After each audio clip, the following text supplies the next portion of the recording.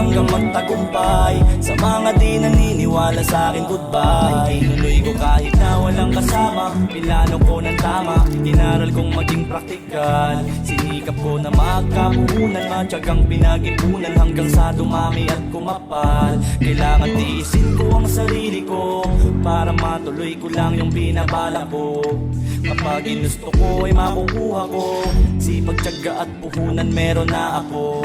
Ginawa kong almusal ay tanghalian, pinaglipan ko muna ang pagtambay ng panandali. At pawis ang ipinuhunan at kinilusan pa para sa maganda kong kinabukasan. Di mahalaga ang pahingang nawawala kung ang kapalit naman ay nakikita ng mata. Nagnegosyo tumayo sa sariling mga paa at nakatulong pang kumita sa aking papa at mama. Grind ng grind, samahan ng vibe, discarding malupit hanggang mapasa kamay. Hindi ako